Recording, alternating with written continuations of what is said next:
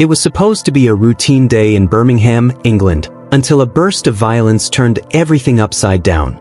Two rival families, neighbors in a British Asian community, traded blows in a small boutique on Alum Rock Road. That scuffle in 2018 was only the beginning. Soon, a mysterious stranger from the United States would arrive, hired to carry out a deadly revenge. What drove these men to such extremes? And how did an American hitwoman in a hijab end up in their story? The answer unfolds like a thriller, where every step reveals more twists. Stay with us, because by the end, justice would take its turn. The tinder was lit on a summer day in July 2018 at a modest clothing shop in Birmingham's Alum Rock district. The shop's owner, Aslat Mahumid, and his customers were startled when two men barged in, 58-year-old businessman Muhammad Aslam and his 24-year-old son Nabil Nazir. A heated argument exploded into a violent brawl. Onlookers watched in horror as punches were thrown, glass shattered, and the air filled with shouts. By the time it ended, both Aslam and Nazir lay battered and bloodied on the boutique floor. Windows in their own home were smashed that same day, evidence that someone had retaliated even outside the shop. It later emerged that Mahumid, who lived nearby, was the likely target of whatever grudge had sparked this confrontation. In court, detectives noted that antagonism and resentment had been building between the families for years. In that moment, however, the two families knew only one thing: a deep, bloody conflict had begun. But this was just the spark. What would become of this feud next? In the immediate aftermath of the fight, the boutique looked like a crime scene. There were bruises, cuts, and overturned merchandise, the evidence of a rage-fueled battle. Mahumid and others called the police, but the brawlers slipped away into the Birmingham streets before the sirens came. Aslam nursed a serious head injury afterward. Doctors later confirmed he even suffered brain damage from the blows. His son Nabil was treated for broken bones and bruises. Neighbors whispered about the ugly scene. Some said they heard Aslam and Nabil ranting about payback afterward. By evening, a quiet rage simmered. The Mahumids, rattled by the attack on their business, grew cautious.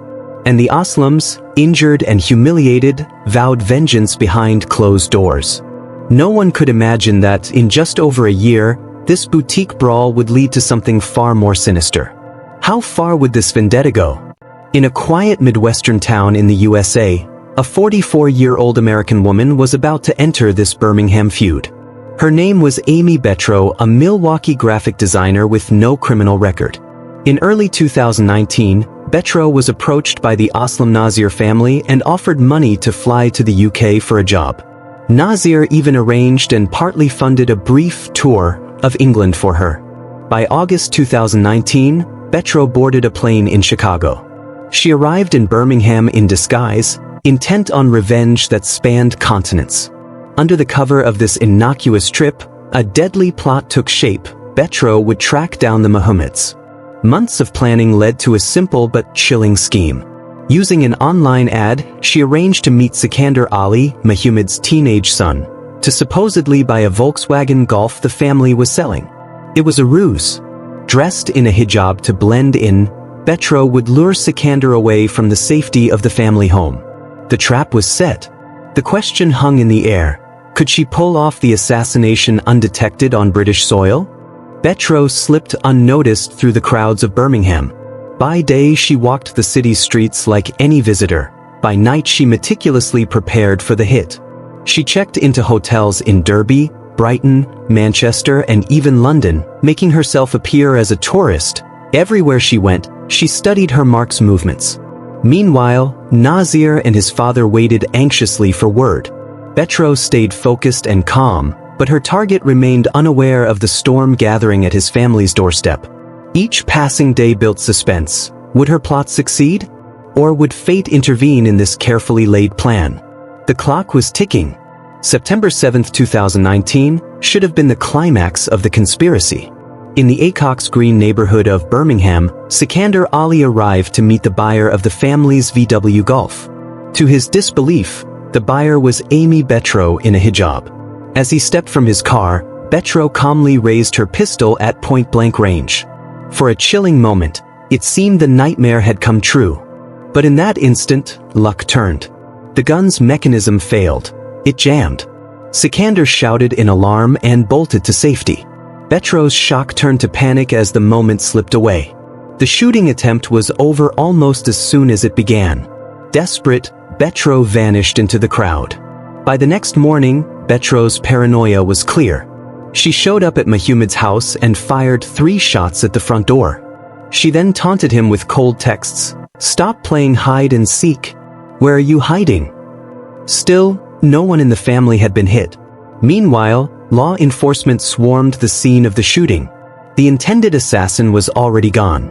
Just 2 days after the failed hit, Betrow fled the country and flew back to Chicago. In a flash, the British feud had crossed an ocean and the trigger puller had disappeared. Who would catch her, or those who hired her? With the evidence piling up, investigators faced a complex puzzle.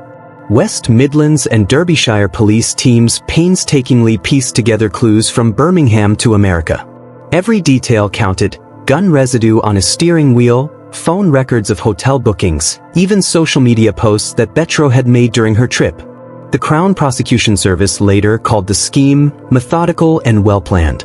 Nasir and Aslam had tried to cover their tracks by using Betrow as the accomplice, but digital and forensic footprints turned against them.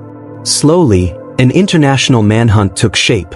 4 years police labored, even collaborating with U.S. authorities to gather evidence and witness testimony. As one detective put it, the lengths the pair went to stay hidden were immense. But with every photo and every intercepted message, the net tightened.